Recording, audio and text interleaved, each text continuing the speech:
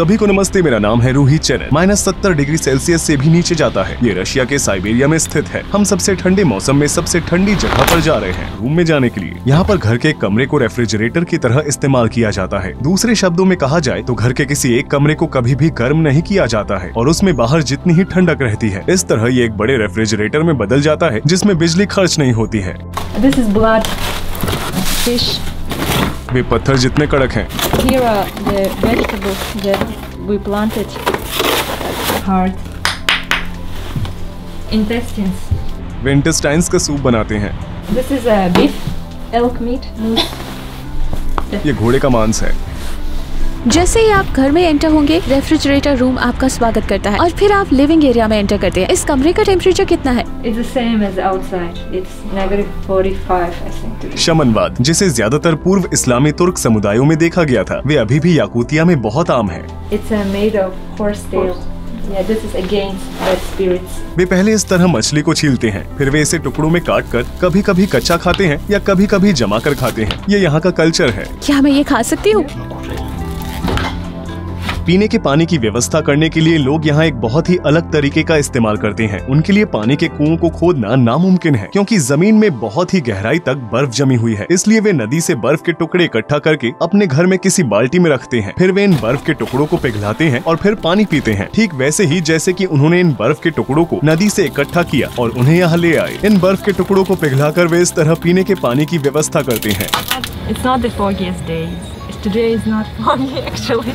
जबकि याकूतिया की कुल आबादी करीब 10 लाख है, वही इस शहर की आबादी करीब 3 लाख है। यहाँ पर 46% याकूतियन लोग रहते हैं और यहाँ रहने वाले लगभग 40% लोग रशियन हैं। याकूतियन लोग वास्तव में टर्किक ओरिजिन के हैं। उनकी ऑफिशियल लैंग्वेज याकूतियन है, जो कि कुछ हद तक रशियन और तुर्की जैसी है। एक सर्वे के हिसाब से यहाँ पर रह रहे 40% लोग ईसाई हैं, 26% नास्तिक हैं, 13% टेगनिज्म या शमनवाद अपनाने वाले हैं, 2% मुसलमान हैं और 17% ऐसे लोग हैं जो कहते हैं कि वे आध्यात्मिक आस्तिक हैं, लेकिन वे अपने आप को किसी भी धर्म के साथ नहीं जोड़ते हैं। आप डिस्क्रिप्शन बॉक्स में जाकर मारिया के YouTube चैनल को देख सकते हैं। हमारी रोड ट्रिप के दौरान मारिया ने हमें गाड़ी को रोकने के लिए कहा और अपनी मान्यताओं के अनुसार उसने एक पेड़ पर एक रिबन बांधा ताकि एक शहर से दूसरे शहर तक यात्रा करते वक्त एक्सीडेंट से बचा जा सके और उसने नेचर का शुक्रिया भी अदा किया। उसने हमसे भी ऐसा करने को कहा। याकूतियन लोग परंपरा को बहुत मानते हैं, हालांकि कुछ याकूतियंस याकूतियन नहीं बोलते हैं, जबकि इस क्षेत्र में रहने वाले सभी को रशियन आती है। इसके अलावा यहाँ रहने वाले लगभग किसी भी रशियन को याकूतियन नहीं आती है। स्कूल में शिक्षा आमतौर पर रशियन लैंग्वेज में ही दी जाती है। इन देशों में लगभग 400 वर्षों से रेसिफिकेशन और एसिमिलेशन की नीतियां चलती आ रही हैं। अगर हम इस देश में कमाई के बारे में बात करें तो हम देख सकते हैं कि यहाँ कम से कम कमाई लगभग $200 प्रति माह है। एक वेटर या कैशियर सभी बोनस मिलाकर महीने में करीब $400 से लेकर $450 कमाता है। टीचर्स की सैलरी लगभग $850 है। दूसरी ओर डॉक्टर्स की सैलरी $1000 से शुरू होती है। इसके अलावा यहाँ पर हर घर में आमतौर पर 3 बच्चे होते हैं। ऐसी ठंडी जगह में गर्मी का मौसम होता है जब टेम्परेचर बहुत कम समय के लिए 30 डिग्री सेल्सियस से ऊपर रहता है। यहाँ पर गर्मियों का मौसम लगभग 2.5 महीने तक रहता है और एवरेज टेम्परेचर 20 डिग्री रहता है। सर्दियों में दिन में उजाला सिर्फ 5 घंटे रहता है, जबकि जून में सूरज लगभग 20 घंटों तक अस्त नहीं होता है। याकुत्स्क एक ऐसी जमीन पर है जो गर्मियों और सर्दियों में भी जमी रहती है। इस बर्फ को परमाफ्रॉस्ट कहा जाता है। इसकी गहराई अलग अलग जगहों पर 300 मीटर तक है। यहाँ तक कि परमाफ्रॉस्ट के ऊपर की मिट्टी भी थोड़ी मात्रा में गर्मियों में घुल जाती है और आम तरह की मिट्टी बन जाती है, लेकिन परमाफ्रॉस्ट कभी भी पूरी तरह से नहीं घुलता है, भले ही टेम्परेचर 30 डिग्री सेल्सियस के ऊपर क्यों न हो। इस बर्फ पर बना हुआ एक आइस म्यूजियम भी है जो जमीन के नीचे कभी भी नहीं पिघलता है। ये जगह बर्फ के नीचे पाए जाने वाले विशाल अवशेषों का घर है। इसके अलावा याकूतिया के चारों ओर कई विशाल जानवरों और डायनासोर के फॉसिल हैं। इस क्षेत्र का सबसे इम्पोर्टेंट सिंबल एक्सटिंक्ट मैमथ है। सरफेस से कई मीटर नीचे इस बड़ी सी गुफा को सोवियत के समय में एक बड़े रेफ्रिजरेटर की तरह इस्तेमाल किया जाता था। यह दिखाता है कि याकुत्स्क का अंडरग्राउंड पार्ट कैसा दिखाई देता है। ये परमाफ्रॉस्ट लेयर है जो लगातार जमा ही रहता है। यहाँ का टेम्परेचर कितना है?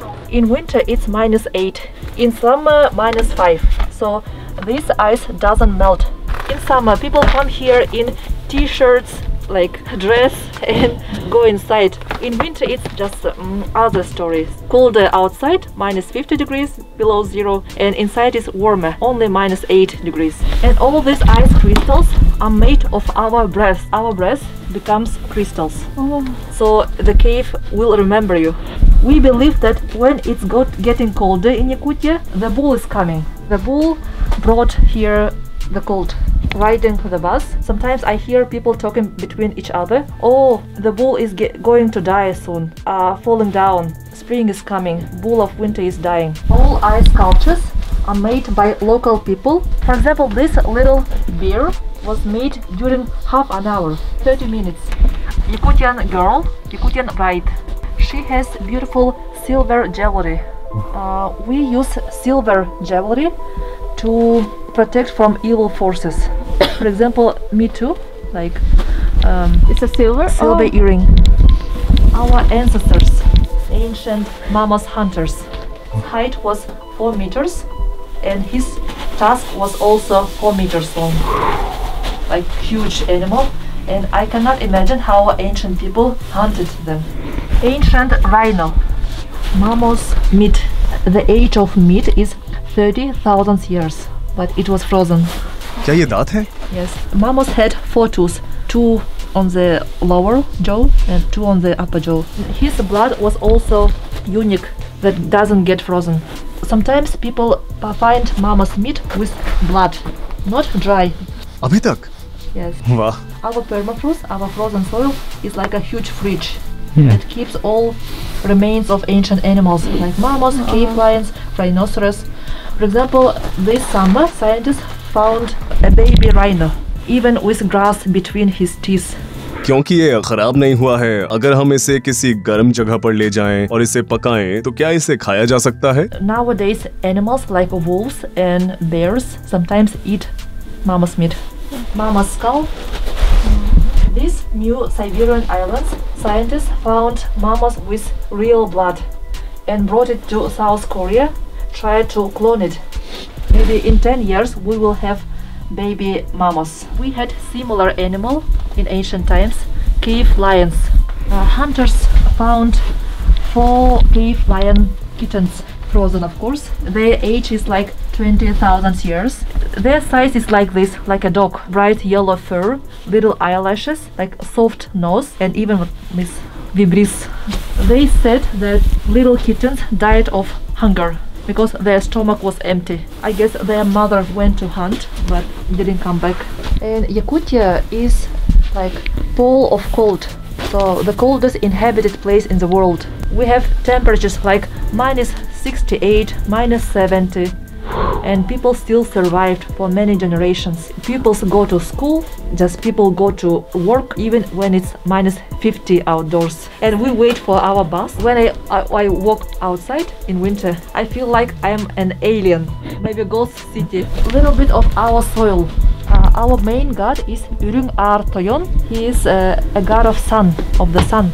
We believe in the power of the sun. He symbolizes the sun. We ask the sun for energy to survive another winter. आमतौर पर इन जमी हुई जमीन पर एग्रीकल्चर मुमकिन नहीं है। यहाँ पर केवल 1% जमीन ही एग्रीकल्चर के लिए उपयुक्त है और उसका भी इस्तेमाल सिर्फ गर्मियों में ही किया जा सकता है। याकूत भाषा में फल के लिए कोई उपयुक्त शब्द नहीं है, इसलिए वे इसके बजाय रशियन वर्ड का इस्तेमाल करते हैं। क्योंकि फल और सब्जियों को दूसरे देशों से मंगवाया जाता है, इसलिए वे काफी महंगी होती हैं। यहाँ पर हिरन के फर वाले जूते भी बेचे जाते हैं। हेलो हम अब फ्रेश मार्केट में पहुँच चुके हैं। जैसा कि आप देख सकते हैं, यहाँ पर मछलियाँ जमी हुई हैं। लोग उन्हें काट कर उस पर नमक लगाते हैं और फिर उन्हें खा जाते हैं। ये पैर पिक्के हैं, ये भी जमे हुए हैं। यहाँ पर बतख और खरगोश भी हैं। मुझे नहीं पता कि यहाँ के लोग इन्हें कैसे खाते होंगे, लेकिन उन्हें भी जमा हुआ ही बेचा जाता है। हेलो क्या आपको ठंड लग रही है? Нет, не холодно, одетое тепло. Одетое тепло. वो काफी गर्म है। क्या आप मुझे दिखा सकती हैं कि आपने अंदर क्या पहना है? मेरा फोन काम नहीं कर रहा। Штаны короткая. Здесь, чтобы не замерзло, вот так ношу короткие это. О, мне 59. वो 59 साल की है। मुझे मेरे हाथ महसूस नहीं हो रहे हैं। Обычно туристы так делают. Вере. मैं इसे पहन नहीं सकती क्योंकि मुझे मेरा हाथ महसूस नहीं हो रहा है। खैर उन्होंने जमीन पर फर बिछा कर रखे हैं। जरा यहाँ देखिए, यहाँ पर एक गाय का जमा हुआ सर है। जैसा कि आप देख ही सकते हैं, ये देखने में बहुत डरावना लग रहा है।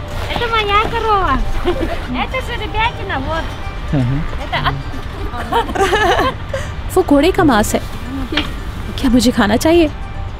ठीक है, वो शायद उन्हें यहाँ कच्चा ही खाते हैं।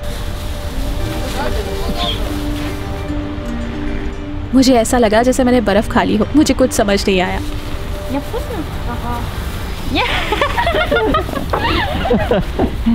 मेरे मुंह में मांस मेल्ट हो गया। मुझे यकीन नहीं हो रहा कि मैंने इसे खाया है। मुझे कोई भी टेस्ट नहीं आ रहा है। ऐसा लग रहा है जैसे बर्फ खा रही हूँ। जब आप इसे खा रहे होते हो तो ये आपके मुंह में मेल्ट होने लगता है। ये लोग वजन के हिसाब से नहीं बल्कि कुल मिलाकर ऐसे ही मीट खरीदते हैं। वैसे भी उनके लिए मांस को रखना बहुत मुश्किल नहीं है। वो मांस को अपनी बालकनी में रखते हैं और थोड़ा थोड़ा करके उसे खाते हैं। मैंने घोड़े का मांस खाया और वो कच्चा और जमा हुआ था। ये मछलियाँ सबसे कीमती मछलियाँ थी। ये सबसे स्वादिष्ट मछली है। Cheers fish. उन्हें यहाँ सीधे आर्कटिक ओशन रशिया पर स्थित ओशन से लाया जाता है। इन्हें जंगली मछली भी कहा जाता है। इसके अलावा क्योंकि यहाँ पर कोई भी इंडस्ट्रियल फैसिलिटीज नहीं है, इसलिए वो इन मछलियों को सीधे आर्कटिक ओशन से पकड़ कर लाते हैं। इसलिए ये बहुत ही हेल्दी होती है। इस तरह की जमी हुई मछलियों को खाना ठीक है क्योंकि इसमें से रोगाणु पहले से ही जा चुके हैं। उनका कहना है कि ये बहुत हेल्दी है। Вот люди хотят поехать, дай-ка пойдем пошли. Напротив. आप बाहर फॉग देख सकते हैं। मुझे मेरा हाथ भी दिखाई नहीं दे रहा है। ठंड की वजह से इस विंडशील्ड में क्रैक आ गया है। वैसे दुनिया की बाकी जगहों से अलग स्टीयरिंग व्हील यहाँ राइट साइड पर होते हैं, लेकिन दिलचस्प बात यह है कि यहाँ ट्रैफिक भी दाईं तरफ से ही जाती है, जैसा कि बाकी दुनिया में होता है। स्टीयरिंग व्हील राइट साइड पर होते हैं क्योंकि ज्यादातर कारों को जापान से इम्पोर्ट किया जाता है। यहाँ का टेम्परेचर कितना है?